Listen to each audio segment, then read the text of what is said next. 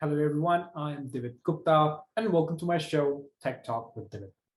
Today we are celebrating the International Women's Day and our guest on the show is a very interesting person. She has been awarded one of the top 50 female leaders in tech. She loves pets, she loves cooking, and is a senior vice president at Oracle. Please welcome Eleanor Meritt.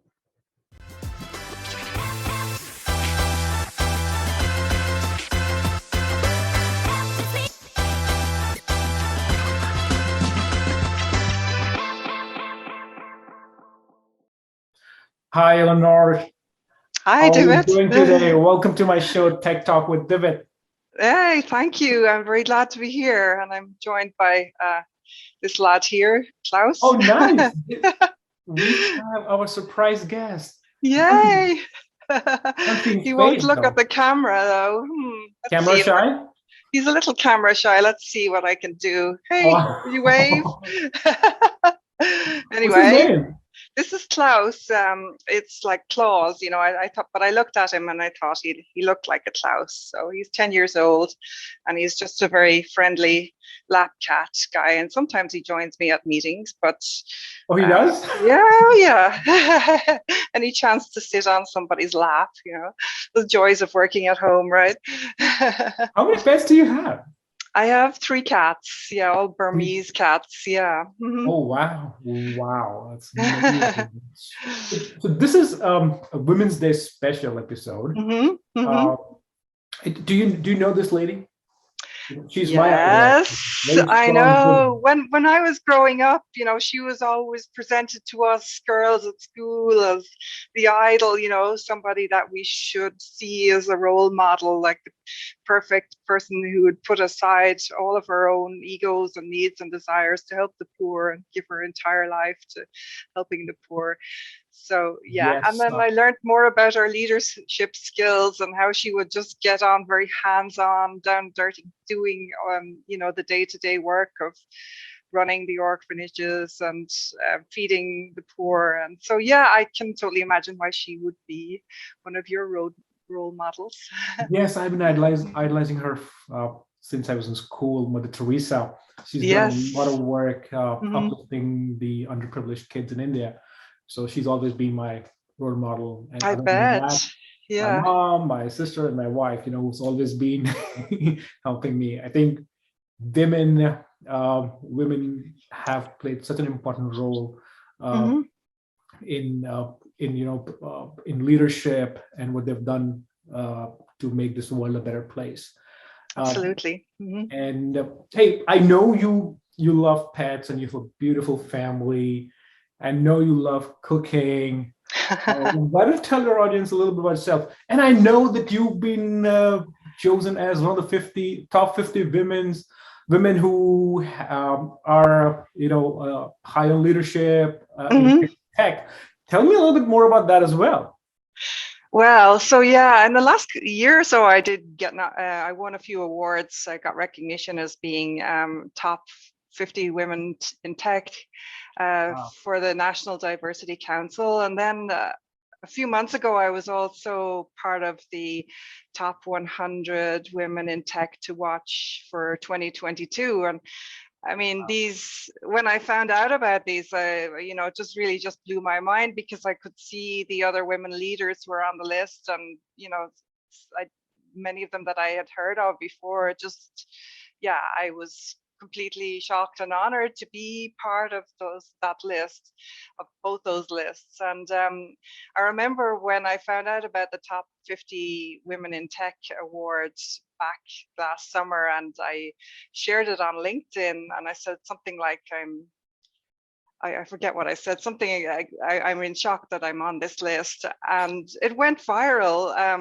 I had like Really? 100,000 plus views of this post on LinkedIn, and hundreds of likes and comments. And so the other really gratifying thing that came out of it was that in my hometown where I grew up in Wexford, Ireland, made it to the local newspaper. And so I had so many people from my childhood reaching out and getting back in contact. And even today, I had somebody from my high school, which is all girls, very typical, ask me if I could come and talk to the school there, to just be to inspire them, right? Yeah, in Show person. that it's possible. So yeah, it's been fantastic. Yeah. Wow, Mm. wow. You've been with Oracle for about 30 years. Is that correct? Yes, yeah, Wow. a really long time. It's a lifetime. Yeah, I've been with Oracle longer than I've done anything else, put it that way. That is amazing. So what are the women that you idolize? Um, well, yeah. So, I mean, my mother, she's passed away now, but she was a very strong person, I would say. Very, um, she was a feminist, even though she wouldn't say she was, but everything that she did and how she spoke to us and how she lived her life did, uh, follow that. She would always encourage us to do our best. And if you wouldn't say push us, but she did. She was ambitious for us all of us kids, and wanted us to do well.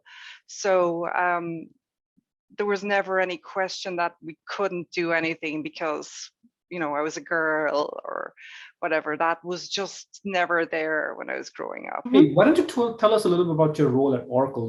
You are senior vice president at Oracle.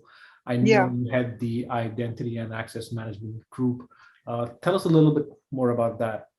Yeah, so I had development for identity and access management. So we have their on-prem technology there that my team is responsible for delivering, but we've been transforming there too, and creating cloud versions of that technology. Some are cloud native, coming out with an access governance product in a couple of months that we're very excited about. But we're also taking the existing technology and containerizing it, building it new features as microservices. I think we're one of the first groups in Oracle to do that. But Nice. that's really cool, I think, and it really allows for maintenance of the product to be far faster and easier. Um, so I also run support for database on-prem and also for middleware, for all of middleware. That includes the cloud and on-prem technologies. Then last but not least, I run sustaining engineering, or they also do like a site reliability, and that's for middleware. So yeah, I've got quite a broad portfolio now, but that suits me. I like having my fingers in many pies, and I don't like to stand still. I like to be doing lots of different things all the time. So That's a broad portfolio actually that you're handling. hmm How hmm do you maintain this work-life balance, right? Being a woman, you have so many other responsibilities. yeah, I know. You're It's something taking that care of I'm trying to. family, essentially, like, Yeah, and I mean, it's not just a woman's issue, work-life balance, though. I think it's interesting that women get asked about that more than men, but maybe it's just because they're more willing to talk about it. yep. Um, it's something that we all face, and I don't know. I mean, I don't think about things in terms of work-life balance. Maybe I should. I work very hard. And I've always worked very hard, and I think working hard is key to advancing in your career. But there is always a trade-off, with your time, that you spend with family Right. and friends and hobbies and all of those things, because time is finite, right? So um, I wish sometimes I were a bit better organized in figuring out how to divide my time better with, especially for hobbies and friends. Uh, that I used to be much better at that when I was younger, and I'm hoping in a few years' time, when the kids are a bit older, that there'll be more time to get back to that sort of thing. Right. But I think people, I don't know, I don't think it serves anyone well to beat yourself up about work-life balance and overthink it. You do what you have to do at the time, right? And there are going to be phases in life where you have to spend more time with your family. There's phases where you can get away without spending as much time with your family and you can work harder. You just gotta see it as it's a journey, right? It's life, right? So you can't dwell on too much about measuring things on a constant basis. I think it only drive you crazy. Nice.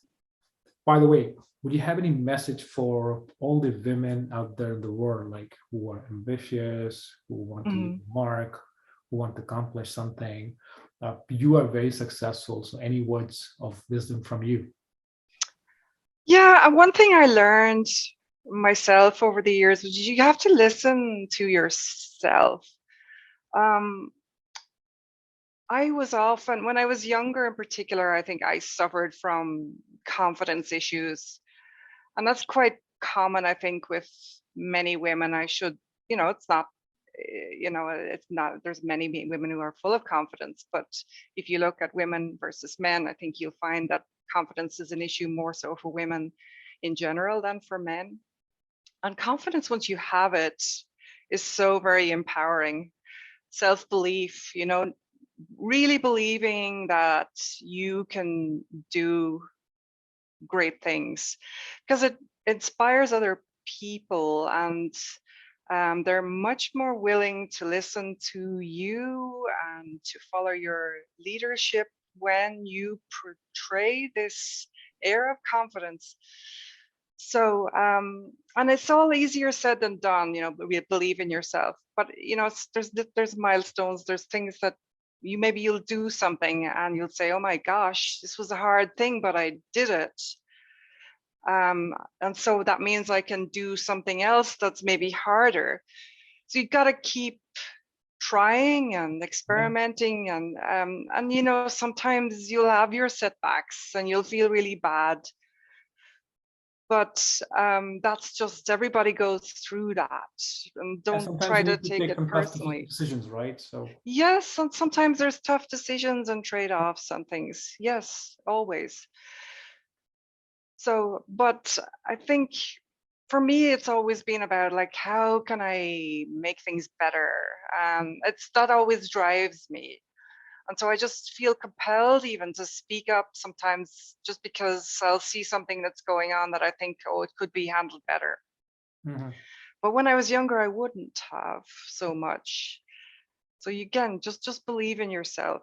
It's really key, because you've got the raw material in there. Just speak up, then you can achieve great things. That is great. That's really nice advice. Are your cats still around? Well, he's over there. He's looking at the door. Do you want me to bring him over? Let me see. Give me a second.